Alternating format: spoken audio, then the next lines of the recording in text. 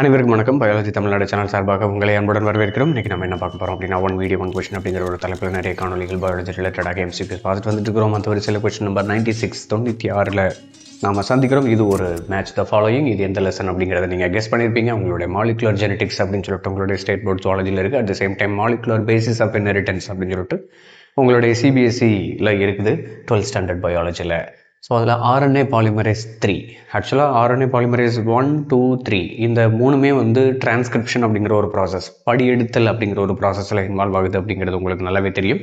அதில் இந்த RNA polymerase 3 work என்னது அப்படிங்கிறது தான் இங்கே கொஸ்டினாக கேட்கப்பட்டிருக்கு. அதே மாதிரி இன்னும் சில விஷயங்கள் கொடுக்கப்பட்டிருக்காங்க. அதுக்கு மேட்சிங்காக ரைட் சைடில் என்ன இருக்குது அப்படிங்கிறத தான் நாம் இங்கே பார்க்க போகிறோம். ஸோ அதில் ஃபர்ஸ்ட் ஆஃப் ஆல் உங்களுக்கு ஆர்என்ஏ பாலிமரேஸ் 1, 2, 3 ஃபங்க்ஷனை டைரெக்டாக உங்களுடைய 12th ஸ்டாண்டர்ட் ஜுவாலஜி புக்கில், ஸ்டேட் போர்டு புக்கில் தனித்தனியாக கொடுத்துருக்காங்க. அதில் பாருங்கள், polymerase 3 is responsible for transcription of tRNA and 5S rRNA and snRNA.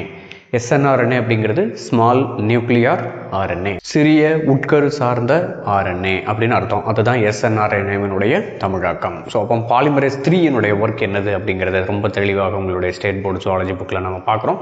So RNA polymerase இதனுடைய ஒர்க் என்னது பாருங்கள், single nuclear RNase and tRNA அப்படிங்கிறது தான் ஆப்ஷன். நெக்ஸ்ட் வந்து பார்த்தீங்கன்னா டெர்மினேஷன் ஆஃப் டிரான்ஸ்கிரிப்ஷன். இந்த டெர்மினேஷன் அப்படிங்கிறது வந்து முடிவுறுத்தம்.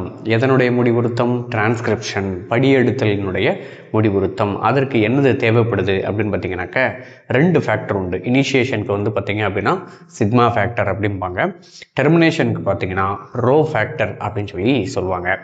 அதாவது அந்த ஆர்என்ஏ பாலிமரேஸ் கூட பைண்ட் ஆகக்கூடிய அந்த பொருள் இருக்குது பார்த்தீங்களா, புரோட்டீன் ஃபேக்டர், அதுக்கு பேர் ரோ ஃபேக்டர் அப்படிம்பாங்க. ஸோ ஆர்என்ஏ பாலிமரேஸ் கூட ரோ ஃபேக்டர் பைண்ட் ஆச்சு அப்படின்னா அந்த இடத்துல டெர்மினேஷன் வந்து நடக்கும்.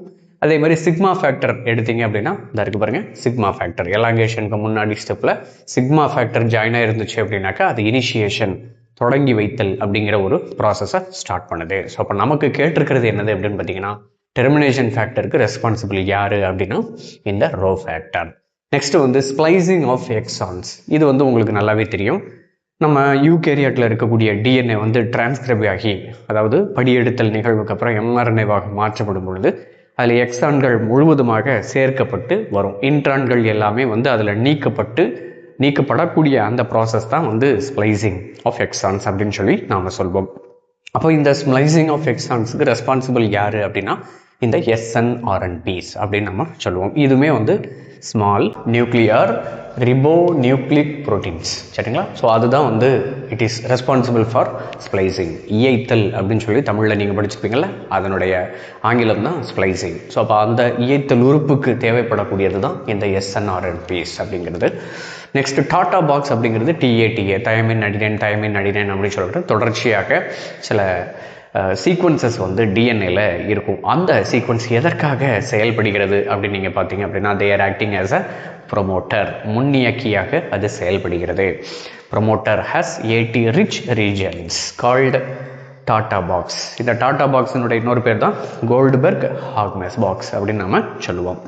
ஸோ அப்போது இந்த இடத்துல ஆன்சர் உங்களுக்கு இப்போதைக்கு கிளியராக இருக்கும். ஸோ இப்போ ஆன்சர் என்னது அப்படிங்கிறத நம்ம பார்க்கலாம். ஸோ இது போக இன்னும் சில அந்த அப்ரிவேஷன்ஸ் எல்லாத்தையுமே நான் வந்து உங்களுக்கு கொடுத்துருக்கிறேன். மேலும் பல தகவல்களை தெரிந்து கொள்வதற்கு பயாலஜி தமிழ்நாடு சேனலை சப்ஸ்கிரைப் பண்ணுங்கள். நன்றி, வணக்கம். பலருக்கு சேவை செஞ்ச நீயும் ஒரு ஹீரோடா. ஒரு கைப்பிடி சோறானாலும் ஷேர் செஞ்சு பாருடா.